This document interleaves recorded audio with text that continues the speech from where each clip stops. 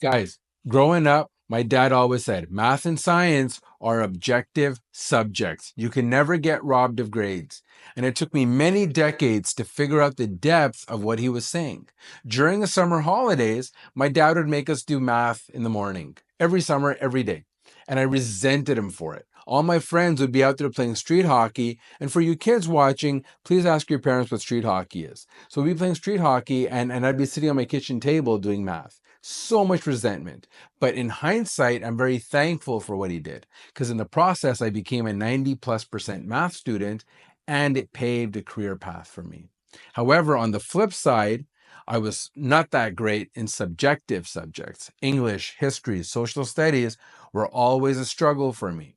I went to school during a time when it was inappropriate and unacceptable to say the Native Indians owned the land that we live on today. The correct opinion was during the barter era, the British and French provided guns and tobacco, and in exchange, the natives gave some land. Now, how fair of a trade does that sound to you? Well, my opinion back in the day got me a D, and I was told to redo the assignment until I had the correct opinion.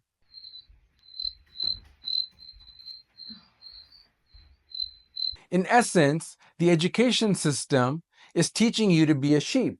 Walk in a straight line, say bah, bah when you're told to, and then when you go into the workforce, you're being told to follow the exact same formula. A system in which creativity is a big no-no. Those who move up the management have figured out the caramel secret. Conformity will get you a promotion. Originality will get you left behind. And then eventually, guys like me and a million others sit there and say, what the F? I know I'm smart. I know I've got some creative juices. I know I can bring positive change to the organization. Why am I not getting a fair shake? Sooner or later, the outliers, like myself, put the pieces together, and through self-discovery, we realize we are happier on our own. We love doing things our own way. Because we have a wolf mentality, we have no problem pivoting on a dime. Guess what? Sheeps never become rich. Some sheeps might be very comfortable on their farm, but they will never own the farm. And on the flip side, not every wolf who becomes an entrepreneur will become wealthy. Many entrepreneurs are struggling.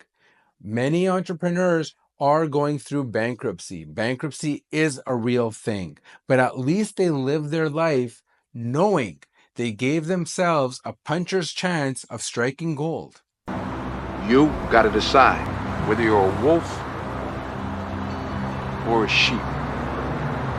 Now that you have the backdrop, let's get into passive income versus active income.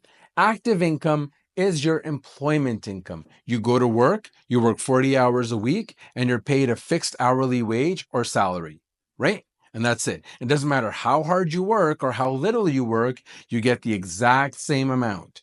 Your lifestyle sees gradual improvements, right, as you save and as you build assets.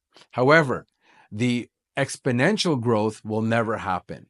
Now, as an accountant like myself, who's an entrepreneur, if we work on our own without any staff, we are called solopreneurs. A solopreneur charges X amount of dollars for their time. They work X amount of hours, and then the time times their hourly rate gives you your income. And that income is pretty much fixed with the small variance of 5 to 10% up or down, depending on whether you had a good year or a bad year.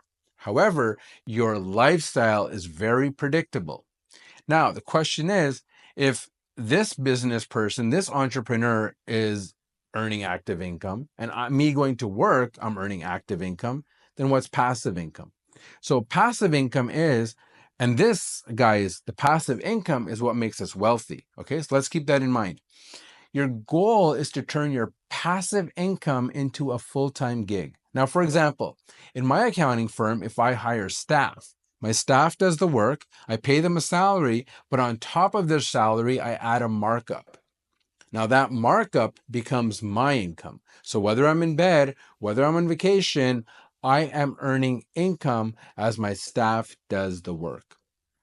Another form of passive income is renting out investment properties. Now, people think of as investment properties as homes and condos and buildings, but there's more to it. You can buy a fleet of cars, rent those out. You can purchase furniture, rent that out.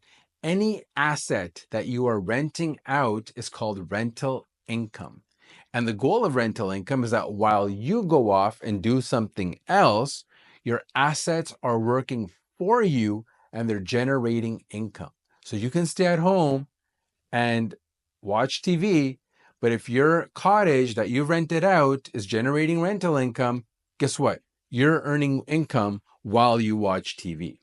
Another form of passive income is investing in stocks and bonds and mutual funds, right? You're going to invest in series of companies, but the beauty is you're generating income through dividends, interest, capital gains without even having to step foot into these companies that you have invested in. So sitting at home, once again, it's passive. You're sitting at home, but you're generating income. So guys, listen up. Understanding the difference between passive income and active income is very important. A sheep will live their whole life earning active income. A wolf will spend their whole life trying to discover different means of passive income. Passive income earners are called entrepreneurs. These wolves seek opportunities. They invest and accumulate appreciating assets. When you take your money and buy depreciating assets, such as luxury cars, vacation, OTT subscriptions, useless trinkets, you have now lost the opportunity to accumulate appreciating assets. You have lost the opportunity to generate passive income. And in economics, this theory is called opportunity cost. We all have a fixed amount of income, fixed amount of cash. How you decide to spend that cash is up to you. So if you lose the opportunity to buy appreciating assets because you bought a luxury car, that opportunity has been lost forever. The ultimate goal, the finish line, is when your passive income exceeds the income that you require to live your current lifestyle.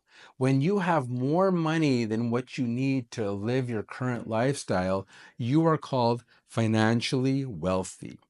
You have now put yourself in a position to decide whether or not you want to go to work, whether or not you want to work for your employer. You are now in a position to decide, do I take my excess cash and go on my dream vacation? Or do I take my excess cash and purchase more appreciating assets? And both options are fine, because now that vacation, you're buying with excess cash. You're not having to go into debt.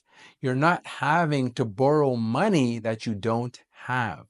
And when you purchase appreciating assets instead, your vacation down the road can become bigger and grander because you've got more passive income coming in.